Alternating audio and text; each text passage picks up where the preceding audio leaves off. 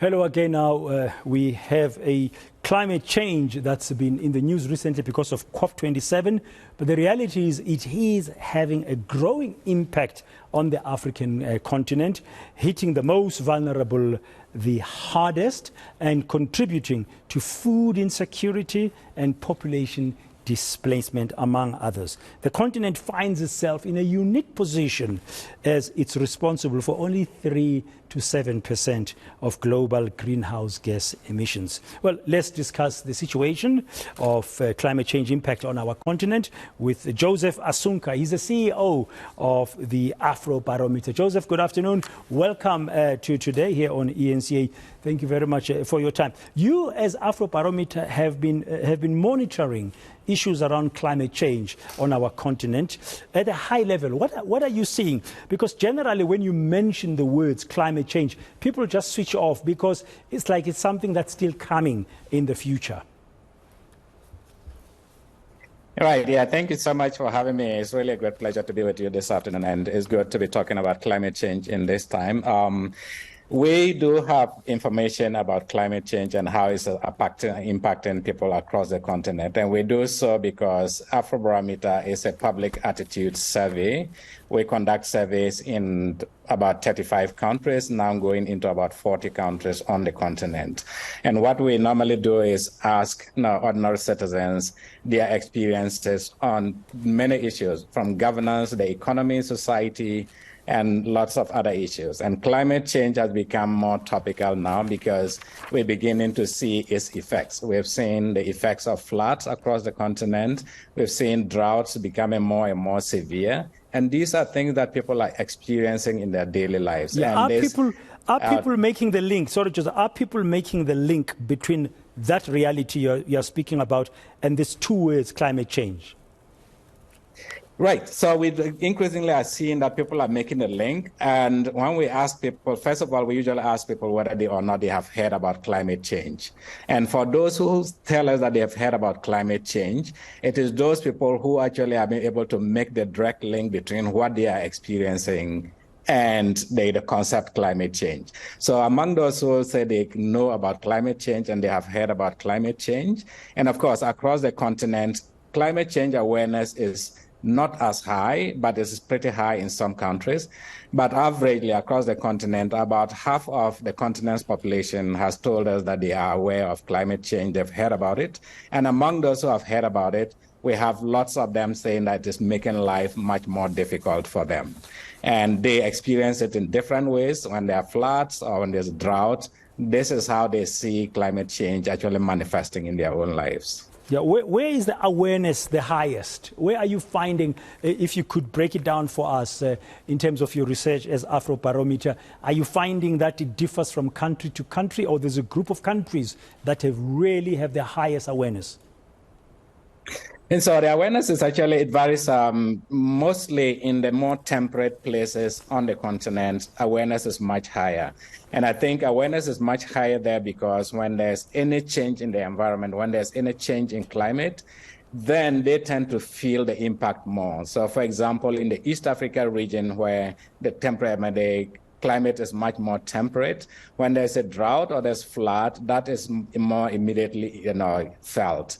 But then when it comes to, places like Western Africa where the environment is much more extreme, there's much more drought and there's more frequent heats, the levels of heat is much higher, then people's tendency to link what they're experiencing to climate change is much lower. So yes, in the East Africa region, we see that awareness is much higher than it is in the West Africa region. Yeah, and what are people's attitudes towards what can be done? Are they satisfied with what their governments are trying to do? Right. So first of all, when we ask us, lots of people on the continent, for those who we have surveyed in the last round, where we have data from 20 countries, most people are really not satisfied with the way their governments are handling climate change.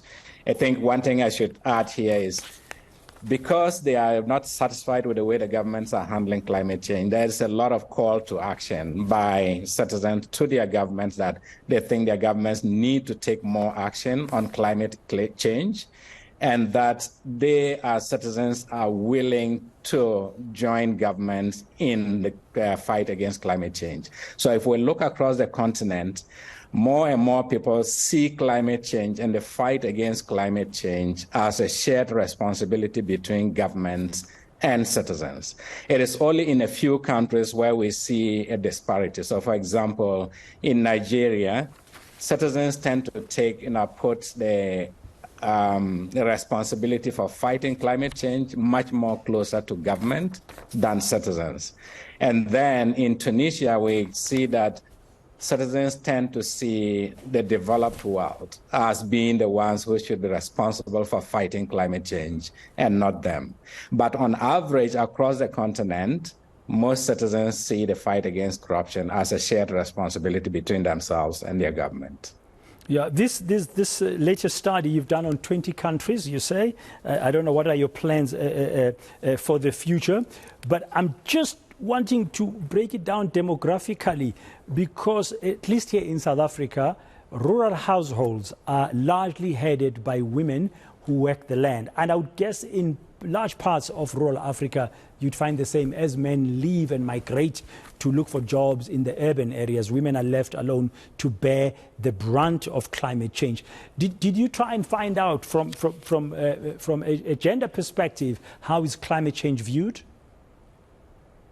Right. So in terms of the gender dynamics, there is a slight difference in gender experiences, even though for the 20 countries that we've surveyed, we haven't seen like a major difference between the gender disparity. What we tend to see is the rural-urban breakdown, where you see largely in rural areas, there is a much more experience of the manifestations of climate change, and you tend to see rural folks describing their experiences with how climate change actually manifests. And even though if they don't link it to climate change, the manifestation of it is what they can tell us. So talking about the shortening of when it comes to seasons, different seasons, whether it is in the rainy season, there's a rainy season, the amount of rain they get gets much shorter, and the experience of droughts get much more severe. So you do get that sentiment from rural areas much more than you get in the urban areas. But when it comes to gender dynamics, we don't see a big difference yet. But as you said, for our future plans, the surveys are currently ongoing, and we're going to cover about 40 countries in this round. So by the end of this year, we'll have data for all the 40 countries that we can put together and do a more systematic analysis across the whole continent. Yeah, I don't mean to put you on the spot, but I would also think it might be useful for your next survey as Afrobarometer to also ask about how people see us in the media covering issues around climate change, because it's more than just about the weather. Certainly. And of course, it is how people's awareness of climate change in particular, because I do think that even though we have about half of the continents in our population being aware of climate change, it is the way the media covers it that can bring both the awareness and also the spirit of seeing the fight against climate change as a shared responsibility. And of course, the one deeper thing I want to mention here is, even though citizens see climate change, of course, they experience climate change in their daily life, they want their governments to take action. And in some cases, they actually tell us that even if governments are going to take action that would cause some harm to their economies or maybe cause some job losses, they are willing to accept that if governments will take the necessary actions to fight climate change. And I think this is something, a relevant data point for us and for governments, because often when you want to take difficult decisions or make difficult decisions under these circumstances, the fear is always what will be the reaction of the public. But we do think that, generally speaking, people are willing to accept hard choices by governments if it is truly for the fighting against climate change. Thank you very much for your time and insights about your latest survey there as Afrobarometer on what Africans on the ground are experiencing and their attitudes towards climate change.